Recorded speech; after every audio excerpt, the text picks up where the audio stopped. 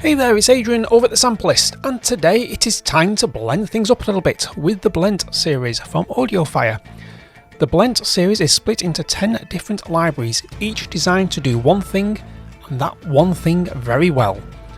For a quick rundown, you have a separate modules for low-enders, high-enders, clusters, drones, padmospheres, cinema drums, score motions, cinematic arpeggios, tensionscapes, and finally ambient fluctuations.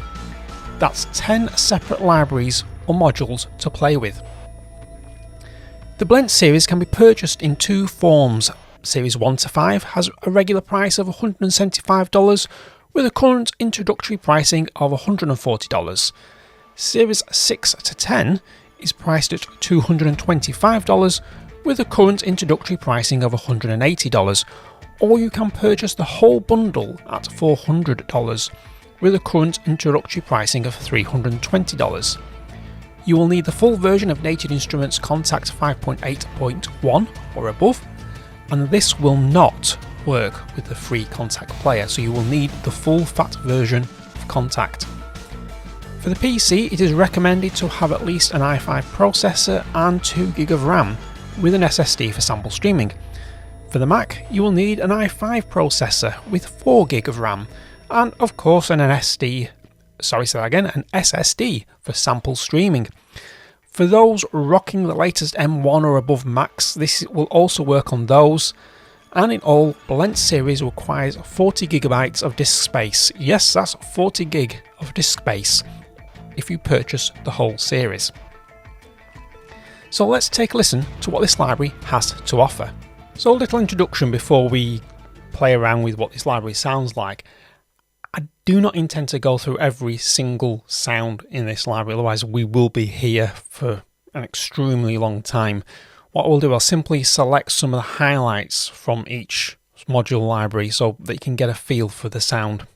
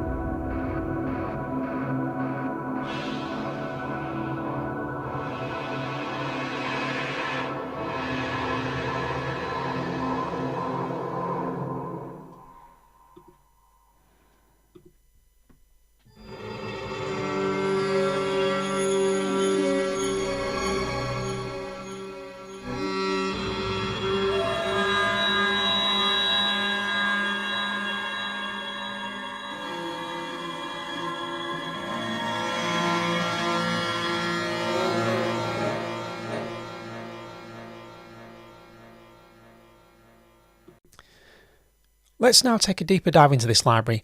Like the little walkthrough we've just done, I'm not going to go through each module, because if I did, we will be here for a very long time. I will just focus on one of the modules to give you an idea on how you can manipulate the sound to make it your own. What I've shown you here will sort of transfer across to the other modules, as they're all built on a similar sort of basis. So each of the libraries that we have, of the 10 that we can play with, they provide a lovely graphic backdrop unloading. So we've got this wonderful Padmospheres sort of backdrop with the graphics of the current sound sources selected, and it's a great way to get some new sounds is to press this little dice button here. This one that looks like a number 5 there, and you can generate infinite sounds and then save off the ones you like best. So if I press this little button, straight away we get wait for randomization.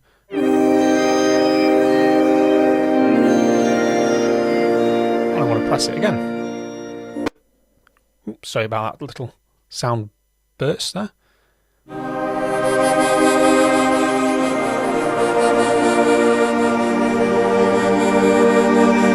So straight away you're actually transported into definite pads. You're not going to come across searing synth lines or anything like this, or drum beats or drones or anything like that. You are going to literally stick to the pad world by just rolling the dice, which is a really handy thing, and I'll come to more of that later. So you also have 4 layers, as you can see, to play with. And you can select your sound source by just clicking on the names or the little arrows of the sounds. So if I click on the name here, I bring up a whole sort of list to play with there. And if that's a little bit of overfacing, you can click on these little arrows here. That's another way of selecting your sound source.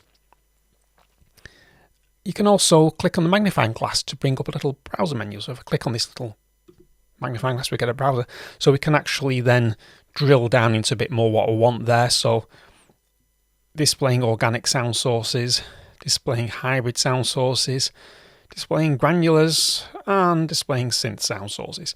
So you get the idea there, and you can also randomize the patches yourself from here. So just great way to come up with something new straight away. So click on the layer number. So if I click on these little numbers here, 1, 2, 3, 4, doesn't matter which one I click on, I'll just solo this one out actually. So we just only get this Serenity. So that's like a bold sound there. If I go into layer 1, we get some editing capabilities. Straight away, these sort of like look more like your normal subtractive synthesizer, as you have the low pass filter here. And you also have another dial here to play with that blends between high pass and low pass. So if I just hold a note down, hold a chord even,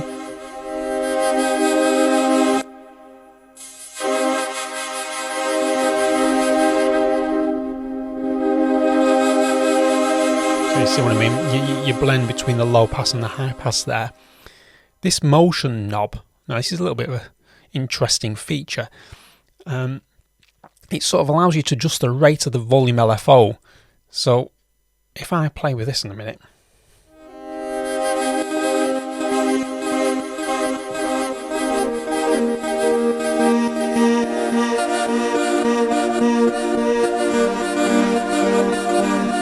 it sounds like voices rather than the original bowed synth sound. So a very interesting effect there. Now, what else we've got on here? We've got the attack and release. That speaks for itself. That messes around with the attack and release envelope of your of the sound.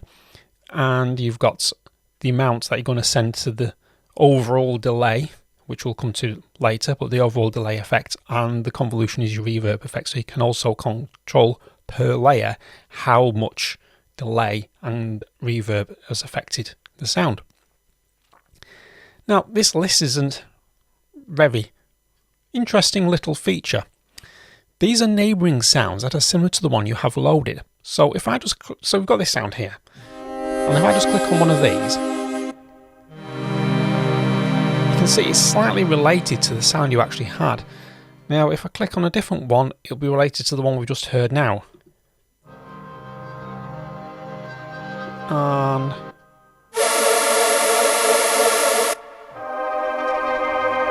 so it's got little like nuances of the previous sound you had.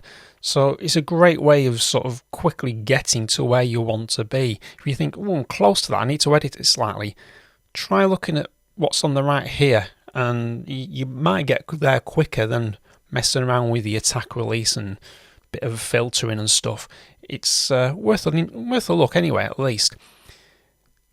Now, we're going to go to sort of what this library is all about, really. And this is the blend feature. This is, as you can see, it's a blender page, and it allows you to do what it says on the tin. Blend the sound, and this is controlled by your mod wheel, which is automatically linked to this parameter. You don't have to do any MIDI learn. It's automatically there, and you can edit the volume, panning, pitch, and filter the sound, and then move smoothly between them, all with the mod wheel. Now, suggestion here is that you move your mod wheel easily, sort of slow movements, and you'll get the best effect then. So you can see straight away that line moving between them. Now I just need to take the solo off that so all 4 layers play, and this is what you get.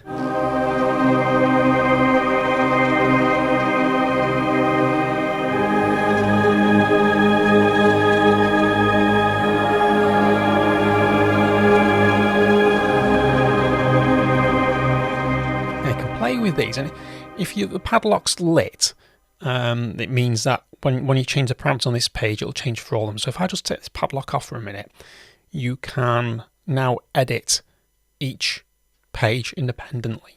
If the padlock's on, you're just stuck on the one page. So what we can do, if I go into panning, I can change the, sort of like the style, the slope.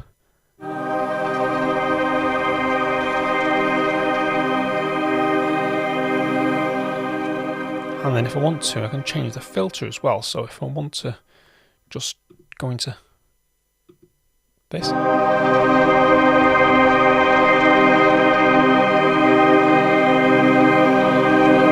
I'll do is I'll just do another one.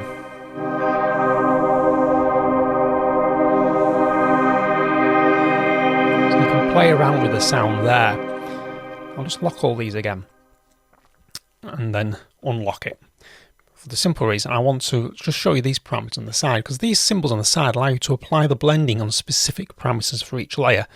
So there's quite a lot you can do here to manipulate the sound and create something different for your project.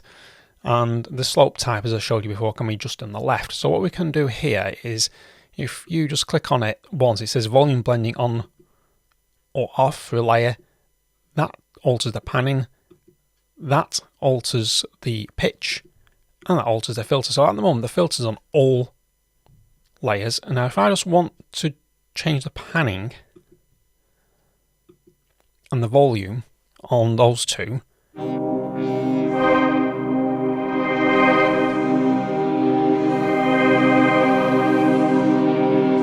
see what I mean? Straight away you're actually creating something different.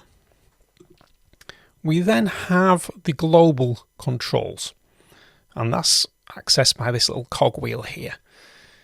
Now you've got your delay and reverb.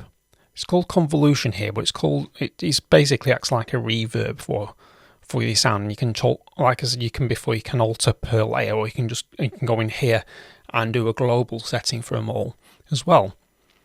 You can also set the mapping area of your sound. As you can see, it's shifting to blue at the bottom there. Now, you might think, why do I want to do that? Well, the reason you might want to do that is if you have more than one of these Blent modules. So if you had a drone and a pad and a lead set up, you can create a split across the keyboard in one instance of contact. And then what you can do, you can change your octave shift and your lowest notes so they don't overlap the sound. So you could have, I'll just use my mouse down here. So you could have your drones on down here, your pads here, and your leads up here, so they don't cross over, and you can just use the one instance of contact for your whole score if you so wish, instead of worrying about overlapping parts. Or you could layer. There's just options there for you to play with. So now we just had a quick look at what the parameters are to actually change your sound are. Let's listen to what this library sounds like in a composition context.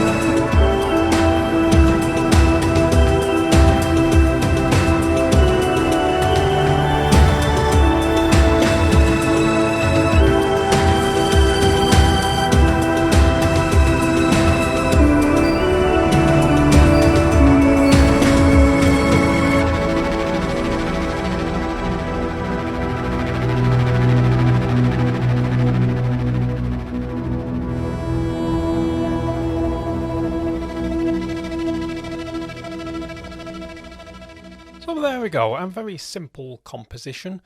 Done sort of like the good old electronic synthesizer scores.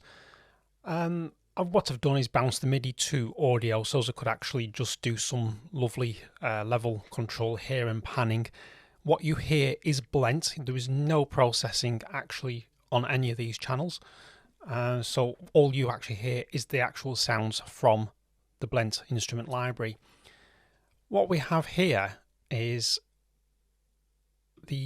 I'll start from top to bottom. I think is probably the best way to go about this composition. What set this track off is this little riff.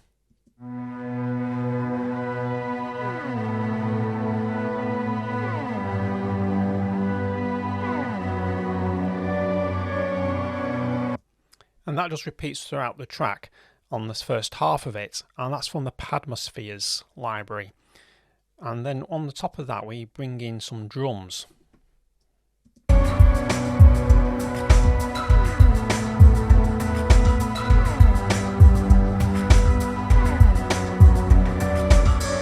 So that was what sent me off down this little rabbit hole to experiment a bit more. And I decided to put a drone throughout the whole track, and we get this.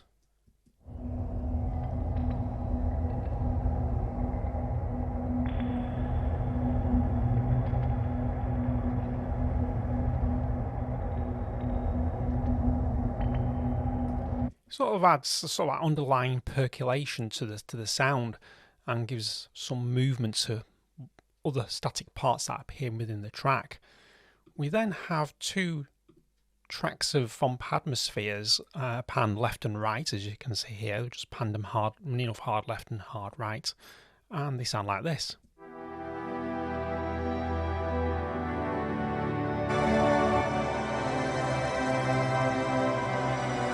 And combined,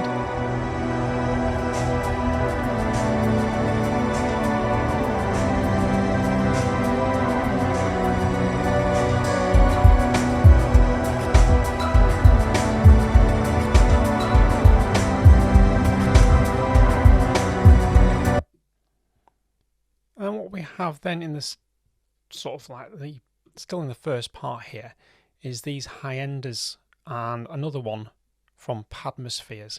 Now the interesting thing with the second track, it is a duplicate of this high-enders that we're going to listen to, but I've actually used a pad sound rather than as sort of like a pad sound as a lead, rather than trying to find an exact lead sound that I require.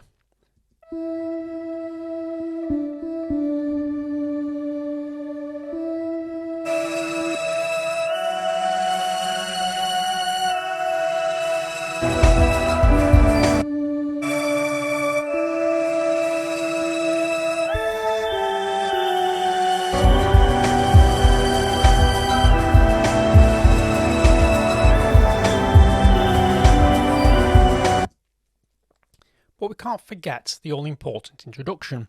Now this was from the Ambient Fluctuations library, and we have these two.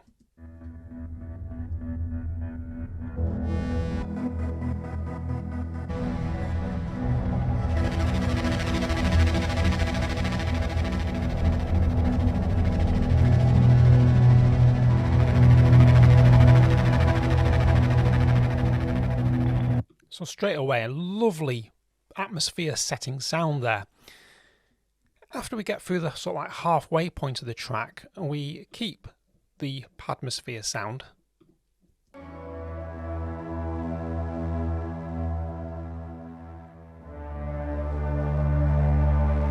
Well, this time it's doing intermittent low notes.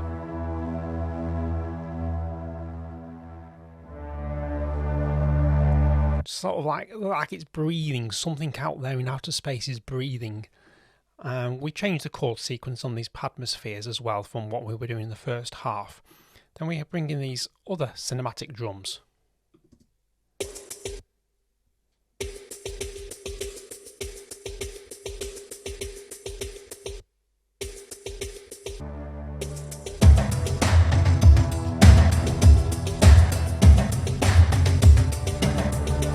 So that really sort of like hits and bangs around, now lovely. And then we have a drone underneath.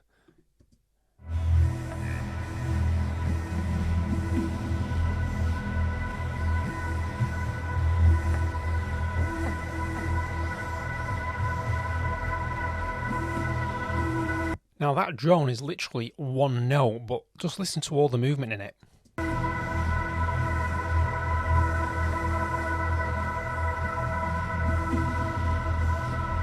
You know, you've got sort of like sound artifacts in there, you've got the panning as well. So it's real good mood setter. And then together it sounds like this. I'll just start it from this half.